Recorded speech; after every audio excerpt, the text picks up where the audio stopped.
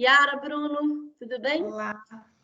Olá, Olha só, vamos falar hoje sobre dados pessoais na pandemia. Quem começa? Bruno? posso começar? Vamos lá.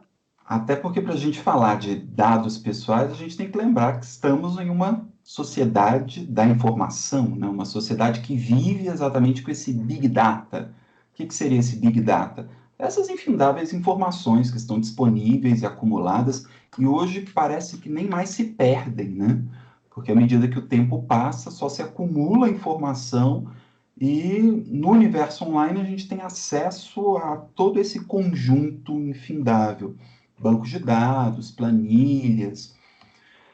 Inclusive, nós temos uma pequena parte desse Big Data que é composta por dados estruturados, ou seja, compostos por dados que foram formatados, que foram indexados e que a gente tem, inclusive, como ter acesso a eles por meio de determinadas palavras de busca, de determinadas formas mais simples, né? Mas 95% dos dados online não são estruturados, o que significa que eles são de um acesso mais complicado, né? De um acesso mais difícil. Mas, de toda forma, a gente tem aí uma possibilidade de análise muito grande de dados, uma pretensão de organizar o mundo através desses dados e, inclusive, de predizer determinadas situações por meio desse conjunto de dados. Tanto que a própria pandemia foi, em 2006, prevista por um infectologista. Houve se eu não me engano, foi aquele TED, né, que eles fazem, e que esse infectologista falou, TEDx, e ele falou que era muito provável que nos próximos anos, principalmente em razão da velocidade do transporte, era muito provável que uma doença assolasse o mundo e causasse grandes problemas. Essa sociedade de informação, com todas essas possibilidades de ligar os dados, de compor, inclusive, predições, é que, de alguma forma, caracteriza o que alguns vão chamar de alta modernidade, de pós-modernidade, de segunda modernidade, ou de modernidade reflexiva. E aí a gente tem um livro muito interessante, não sei se vocês conhecem esse livro, Modernização Reflexiva, que é um livro do Anthony Giddens, Ulrich Beck e o Scott Lash. Nesse livro, uma das coisas que eu considero mais interessantes é o fato dos autores falarem ali de uma modernização reflexiva que expressa novos padrões institucionais. E esses novos padrões institucionais, eles causam uma destruição da própria sociedade industrial. Então, aquele modelo de sociedade mais hierarquizada, em que o controle dos dados era maior, em que as pessoas tinham que, muitas vezes, fornecer voluntariamente os dados, hoje já não se dá da mesma forma, porque boa parte desses dados que estão disponíveis não foram fornecidos voluntariamente e não são controlados com a mesma segurança que se pretendia na sociedade industrial. Então, na sociedade industrial, é muito comum falar da confidencialidade dos dados. Mas tem tantas situações em que nós precisamos que os dados sejam revelados, até mesmo para as próprias transações comerciais, ou para que haja um controle, por exemplo, sobre o rendimento de pessoas do INSS. É necessário que os dados sejam confirmados de tempos em tempos.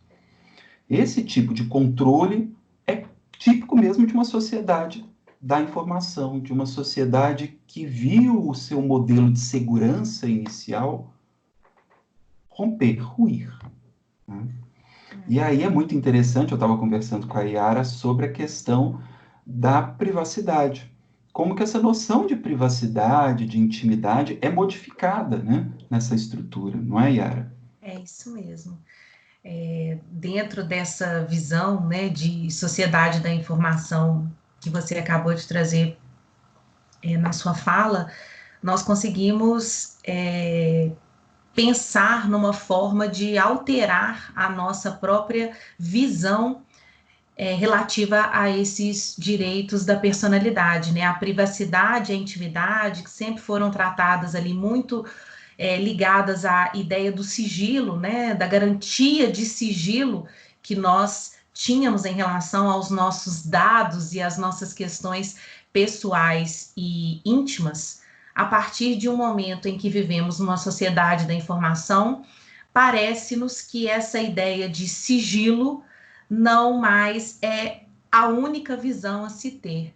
E para falar sobre isso, eu pensei de trazermos o texto ou as lições, né, de Rodotà, que desde 2008, no livro traduzido aqui no Brasil, né, já trabalhava a ideia de que dentro da sociedade de informação, onde os nossos dados estão em redes informáticas, acessíveis, de muito fácil acessibilidade, a nossa preocupação na garantia de direitos aí da personalidade não se daria apenas com a garantia do sigilo, mas se daria muito mais com a autodeterminação informativa, que é a possibilidade que você tem, né, de conhecer quem detém os seus dados, quais dados estão anônimos, anonimizados, estão sigilosos ou estão expostos aí em sociedade.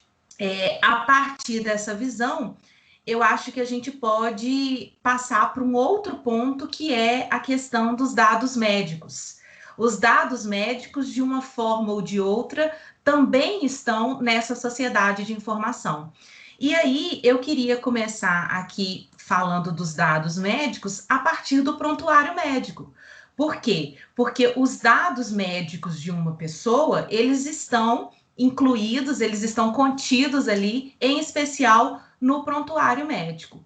É importante considerar que o Conselho Federal de Medicina, ele regula, né, o prontuário médico em uma resolução de 2002, que é a resolução 1638, onde no artigo 1º há o conceito de prontuário médico.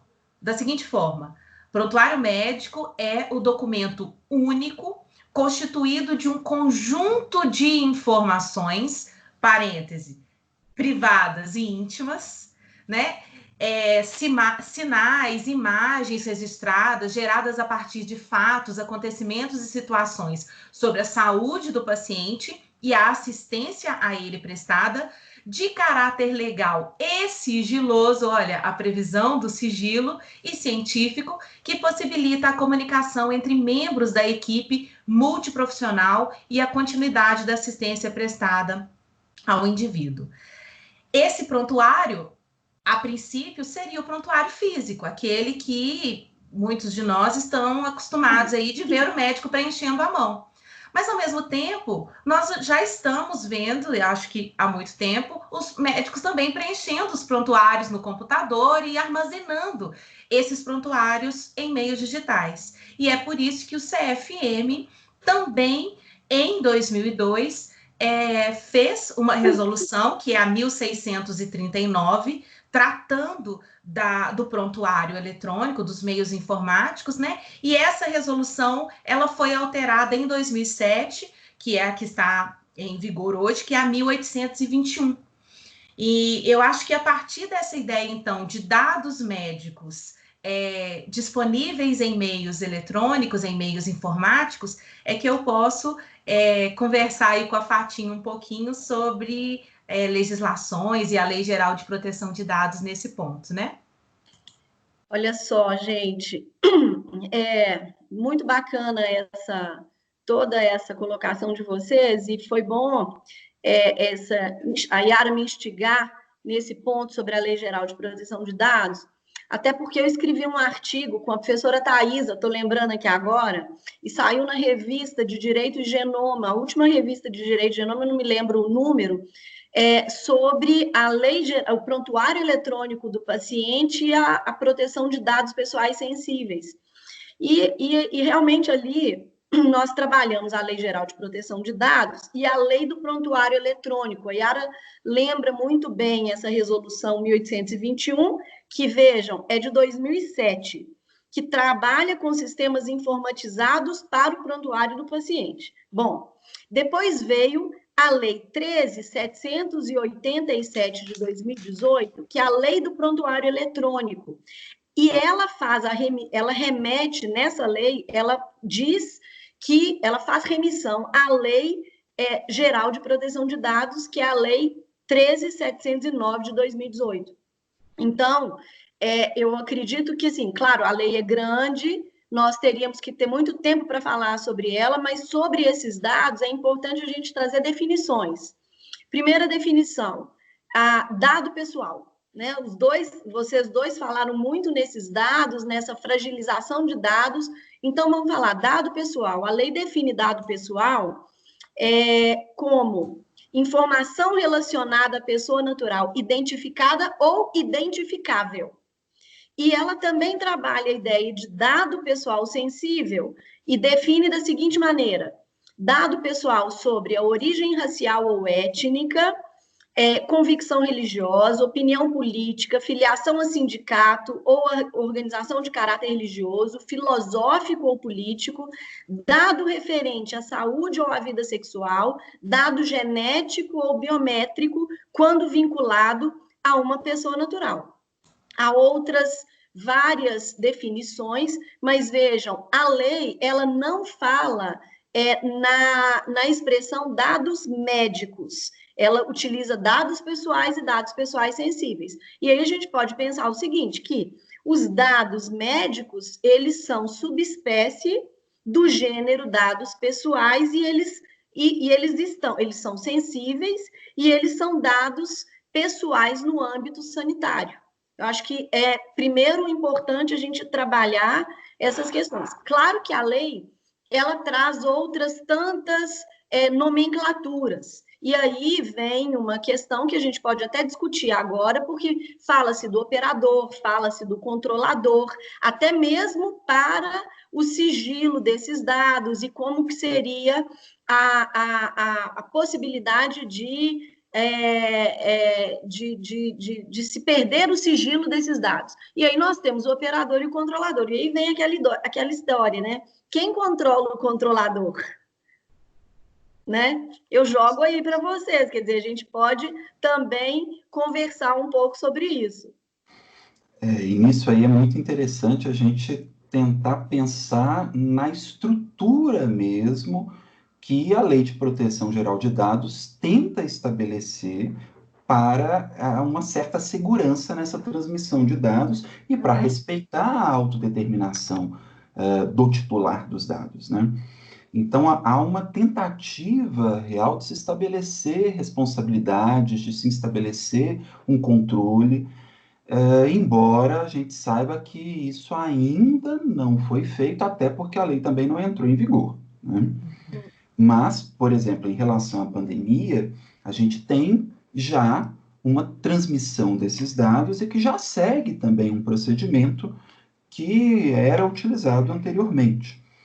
A COVID é uma síndrome respiratória, né? E como tal, ela já estava até na portaria do Ministério da Saúde, que regula a notificação compulsória. Ou seja, existe uma portaria que lista algumas doenças de notificação compulsória.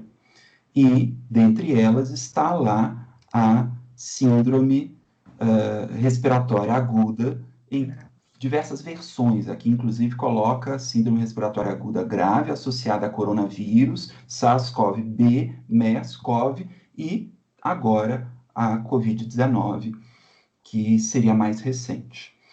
Então, há, inclusive, uma necessidade de comunicação imediata, feita em, no máximo, 24 horas, da detecção da COVID. O que, de alguma forma, daria uma segurança quanto ao número de infectados que estão internados nos hospitais. Obviamente que aí a gente está falando daqueles que passaram, portanto, pelos testes, já que os testes são obrigatórios apenas quando se chega a um determinado nível da doença, ou seja, numa gravidade que implique realmente nessa necessidade.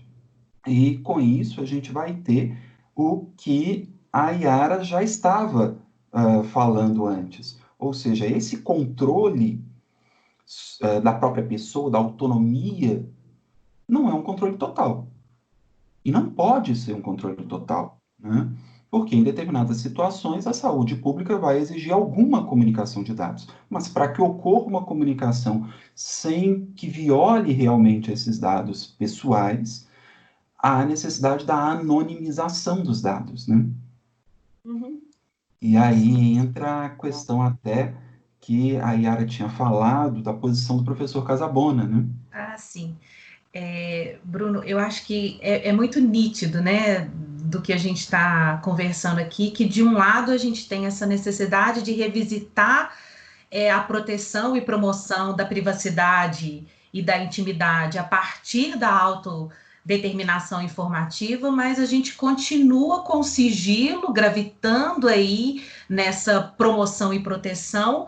E quando a gente trata especificamente de situações como essas, né, de pandemia e de doenças com notificação compulsória, eu não consigo deixar de lembrar das lições mesmo do professor Casabona, porque ele fala, olha, o termo de consentimento, né, o exercício da autonomia pelo paciente, quanto aos seus dados, quanto as atividades médicas, né, as atuações médicas no seu corpo dependem do consentimento livre e esclarecido, mas existem exceções. E ele diz expressamente que, em razão da prevalência casuística, como é o caso da pandemia, do interesse público, por exemplo, no caso de uma epidemia ou de uma doença infecto-contagiosa, nós não vamos precisar do exercício dessa autonomia, nós vamos deixar a cargo do médico essa notificação para que, diante do interesse público, nós tenhamos esses dados, então, disponibilizados. Mas aí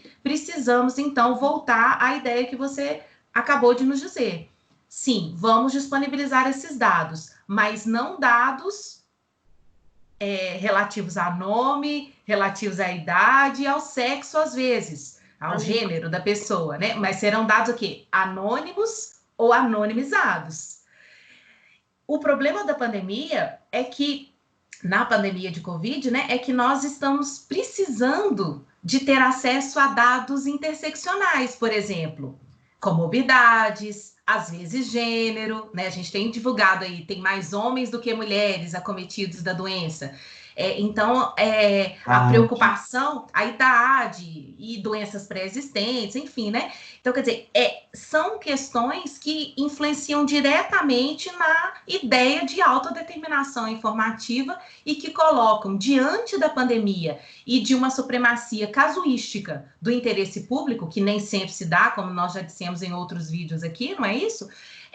Da necessidade de divulgação desses dados, mas lembrando, anônimos ou anonimizados.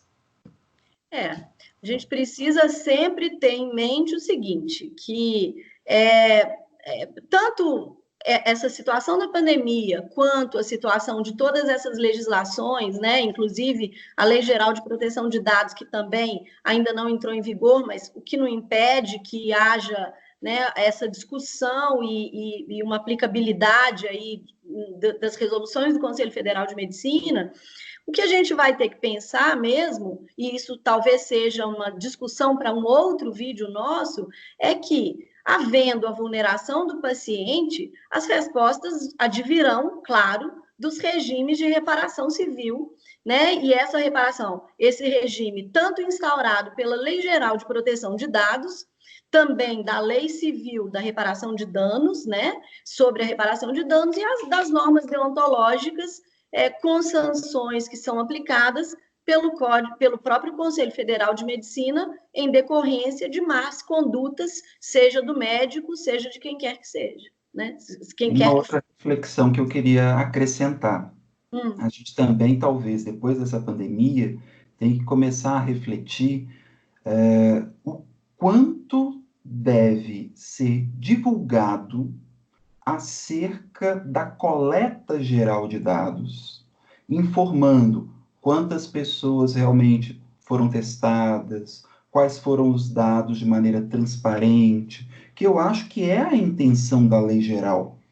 mas que diante de uma pandemia, talvez a gente tenha que verificar até mesmo qual é o interesse público em se expor esses dados. E o tanto que isso pode contribuir até para notícias verdadeiras, para notícias que gerem uma reflexão real, né? E não uma reflexão no nível, infelizmente, que nós estamos fazendo, porque a gente não tem dados completos, a gente tem subnotificação, a gente tem, muitas vezes, uma informação deturbada pelos meios de comunicação em geral, e às vezes nem sempre intencional. Às vezes porque essa informação também não foi colocada para eles da maneira que devia. Aí. Muito bom. Até a próxima, então, gente. Até.